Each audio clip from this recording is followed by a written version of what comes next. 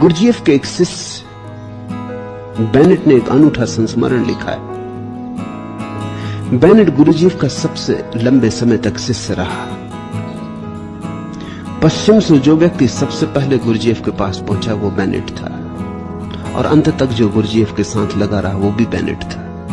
कोई 45 साल का संबंध था। बेनेट ने लिखा है कि गुरजीएफ के साथ काम करते हुए एक दिन गुरजीएफ ने उसे कहा था वो गड्ढे खोदता रहे, तो दिन भर गड्ढे खोदता रहा। वो इतना थक गया था। वो गुरजीएफ की एक प्रक्रिया थी, थका देना, इतना थका देना कि हाथ हिलाने की भी स्थिति न रह जाए। क्योंकि गुरजीएफ कहता था जब तुम इतने थक जाते हो कि हाथ हिलाने की भी स्थिति नहीं रह जाती, तभी तुम्हारा परम शक्ति से संबंध जुड़ता है। जब तक तुम में शक्ति होती है तब तक परम शक्ति तुम में प्रवाहित नहीं होती। तो उसे थका दिया था। वो दिन भर से थक गया था, 3 रात से सोया भी न था। वो गिरा गिरा हो रहा था, खोद रहा था, लेकिन अब उसे समझ में नहीं आ रहा था कि अगली बार कुदाली उठा सकेगा कि नहीं। कुदाली उठाए उठाए झपकी खा रहा था। तब गुरजीएफ आया और उसने कहा कि क्या कर रहे हो, इतने जल्दी नहीं, अभी तो जंगल जाना है और कुछ लकड़ियां काट के लानी। तो गुरजीएफ की शर्तों में एक शर्त थी कि वो जो कहे करना ही होगा, क्योंकि उसी माध्यम से वो सोई हुई चेतना को जगा सकता है। तो बेनेट की बिल्कुल इच्छा नहीं थी जाने का। जंगल तो सवाल ही नहीं था।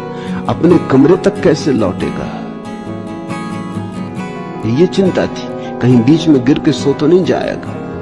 लेकिन जब गुरजीएफ ने कहा तो गया, जंगल गया, लकड़ियां काटी। जब वो लकड़ियां काट रहा था तब अचानक घटना घटी। अचानक उसे लगा सारी सुस्ती खो गई और एक बड़ी ऊर्जा का जैसे बांध टूट गया। यहां बिल्कुल खाली हो गया था शक्ति से, जगह स्थान निर्मित हो गया था। भीतर जहां ऊर्जा भरी है वहां से टूट पड़ी, बही गड्ढे की तरफ। गड्ढा बन गया था थकान के कारण। ऊर्जा बही और सारा शरीर रोआ रोआ ऐसी शक्ति से भर गया जैसा कभी भी न हुआ था।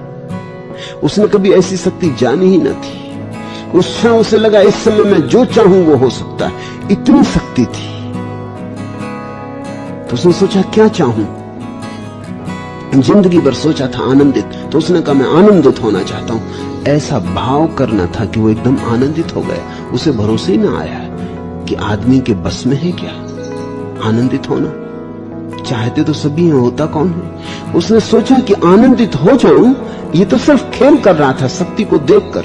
इतनी शक्ति नाच रही थी चारों तरफ, रोए रोए ऐसा भरा पूरा था कि उसको लगा कि इस क्षण में तो अगर मैं जो भी चाहूंगा हो जाएगा। तो क्या चाहूं, आनंदित। ऐसा सोचना था, ये शब्द का उठना था आनंद, कि उसके पुलक पुलक नाच उठी। उसे बस भरोसा ना आया। उसने कहा कोई धोखा तो नहीं खा रहा हूं, कोई सपना तो नहीं देख रहा हूं, कोई मजाक तो नहीं की जा रही मेरे साथ। तो उसने सोचा कि उल्टा करके देख लूं, दुखी हो जाऊं। ऐसा सोचना था कि दुखी हो जाऊं कि एकदम गिर पड़ा। चारों तरफ जैसे अंधेरा छा गया, जैसे अचानक सूरज डूब गया, जैसे सब तरफ दुख ही दुख और दुख की तरंगें उठने लगी। वो घबराया कि तो मैं नरक में गिरने लगा, ये हो क्या रहा है। उसने कहा मैं शांत हो जाऊं। वो तत्क्षण शांत हो गया। उसने सब मनोभाव उठा के देखे, फिर तो एक एक पे प्रयोग करके देखा। क्रोध, घृणा, प्रेम, और जो भाव उसने उठाया वही भाव परिपूर्ण रूप से प्रकट हुआ।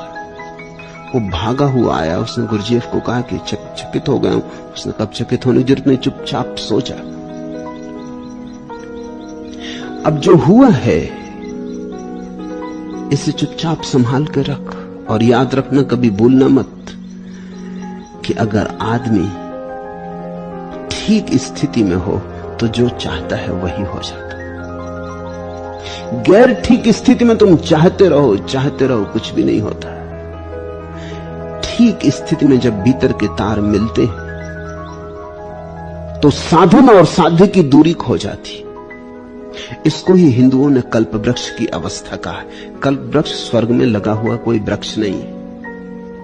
कल्प वृक्ष तुम्हारे भीतर की एक चैतन्य अवस्था है। बेनेट के उल्लेख से तुम समझ सकते हो कल्प वृक्ष का क्या अर्थ होगा।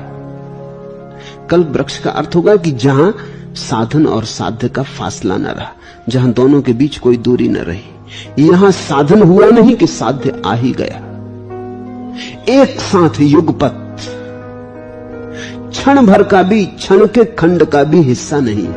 यही कल्प वृक्ष की धारणा है। कल्प वृक्ष की धारणा है कि जिस वृक्ष के नीचे तुम बैठे, इधर तुमने मांगा उधर मिला। ऐसे कोई वृक्ष कहीं नहीं है, लेकिन ऐसे वृक्ष तुम बन सकते हो।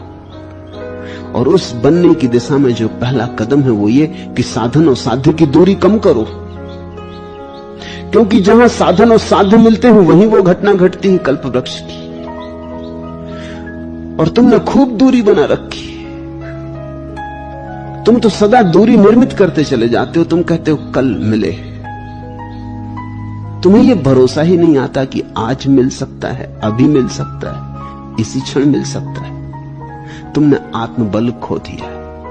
तुमने जन्मों जन्मों तक वासना के चक्कर में पड़ के, वासना का चक्कर ही यही है, साध्य और साधन की दूरी यानी वासना, साध्य और साधन का मिलन यानी आत्मा।